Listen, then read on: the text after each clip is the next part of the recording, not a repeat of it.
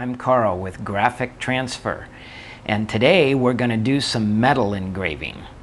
I'm working on a little knife project here, this little hunting knife, and I'm going to be doing this for my granddaughter Clara, and we're going to put some prints, different prints from animals out here on the blade on both sides.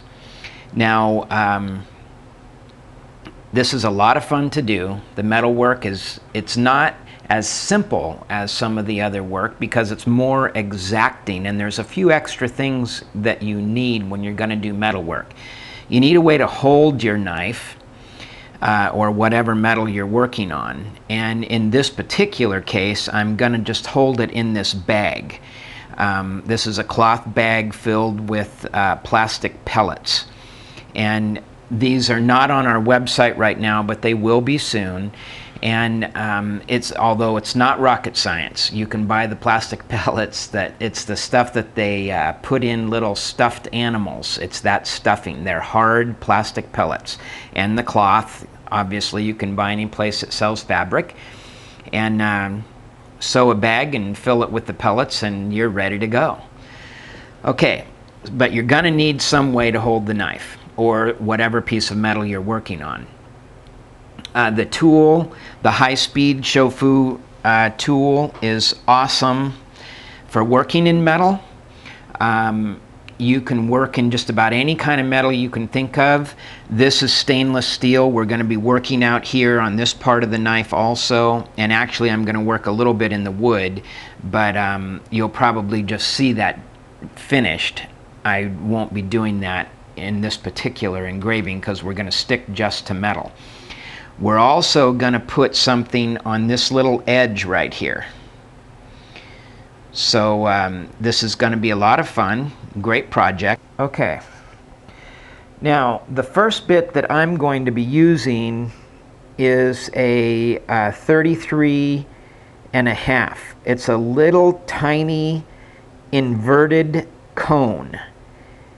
And it's extremely sharp, and it's pretty small on the end of the bit.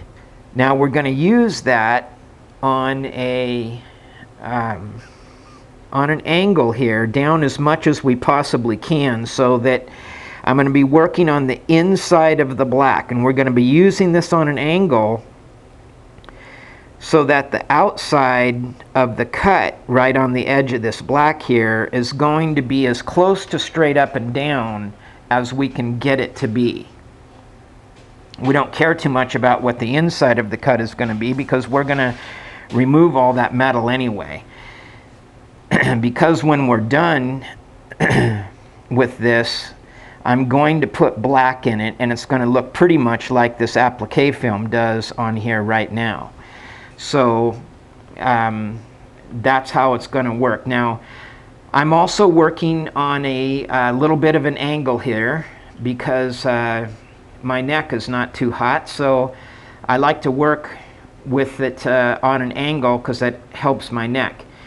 Now this is also a Lazy Susan, so it can turn, and I've got a little block of wood up here that I can put in to stop it from turning if I want to.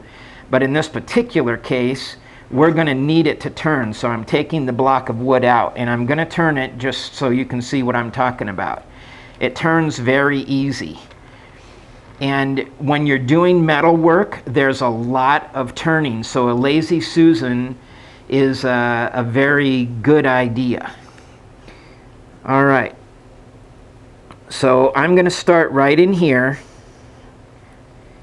and I'm going to start working up to this corner.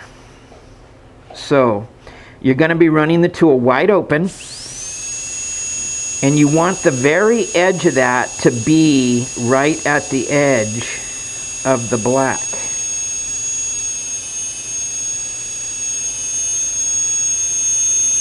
And basically all I'm wanting to do here is just scratch a line. Okay, now I'm coming to a spot where it starts to turn. Now we're running the tool wide open, about 33 psi, somewhere in there, and I've got my foot all the way down on the pedal.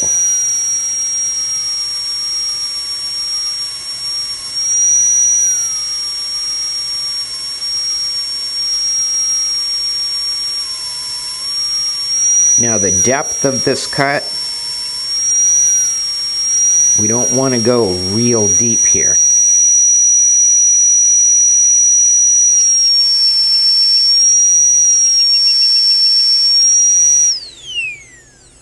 Okay, we've just about got this one done. I just have a few little spots to clean up on it, and this one will be have a nice face all the way around, and we'll be ready for removing that metal in there. And we're going to use a number 2 round carbide to start removing some metal here. Now we're not going to stipple with this, we're just going to remove some metal. Now my advice to you is to go away from the edge. Here we go.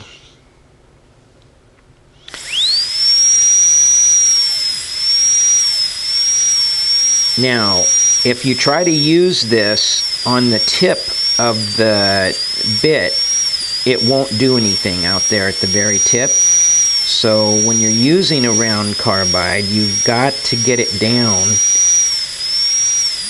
on the side.